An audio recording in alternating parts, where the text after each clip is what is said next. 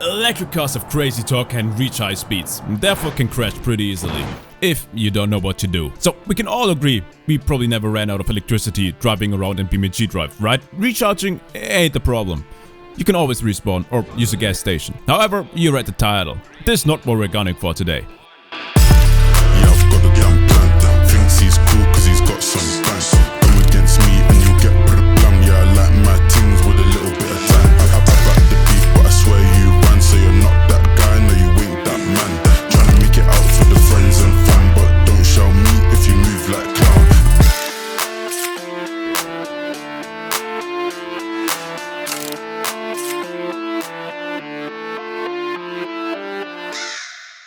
Today we'll use alternative ways to recharge an electric vehicle. Now there's only one other way to recharge a car, and that is to use regenerative braking. Driving down the mountain would be a little stupid, so we grab a car and push it like a toy. Well, that damages it. Or we just turtle the car and put another on top. Ow. And it looks like we have to drive down a mountain. Welcome to the birthplace of this idea, the automation test map. With this French...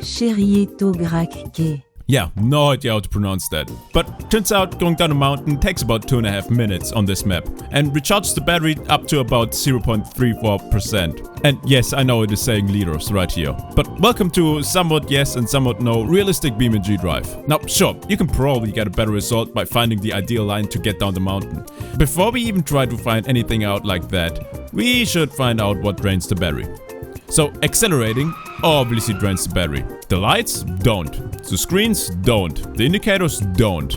The brake lights don't. Steering doesn't either, which means we can keep all those things for some added weight and increase our inertia to generate some more electricity. Now 2.5 minutes and 0.34% will take us about 735 minutes or 12.25 hours, which is a little over half a day. That's a bit much, especially keeping in mind that we have to get the car back up the mountain, with a truck for example, which can also take time and damage the car. And other maps also don't look like they'll save us any time. Sure, we can teleport the car back up the mountain in theory, but we still have to account the human factor, because we don't want to crash in those windy roads, and crash because of potential bumps in the roads and some other BeamNG Drive specialties. Meaning it is time to whip out the big guns. Welcome to the charge ramp. No, this is no toll booth, pulling money out of your pocket. But it's a 12.3 degree downhill angle at an altitude of 50,000 kilometers. Which is about 14,000 kilometers further away than is needed for this car to be in geostationary orbit of Earth. Also it's negative 270 degrees Celsius up here. And there's no air, so no gasoline or petrol vehicles can move up here. So this isn't really scientific whatsoever. While we're at that note, it is also important to mention, I'm not actually manually braking in this instance. I set regen braking to the max, just to remove the human factor once more from the equation. Which brings us to the car we'll use. Because that ain't it, chief. Not because it's been crushed already. No, the battery is just a bit too large. And there are also cars with higher max regenerative braking limits than 180 km per hour. Ah yes, the Hirochi ESBR 500. Its regen limit is at about 260 km per hour. It's very stable at high speeds and the only other electric vehicle in the game. Now one might say, theoretically running on wheels without tires would be better because you wouldn't waste any energy on the deformation of the rubber. However, we do need the traction for the regenerative braking to take effect. After an accelerating 33 minutes and 140 km behind us, the battery is full. Hooray.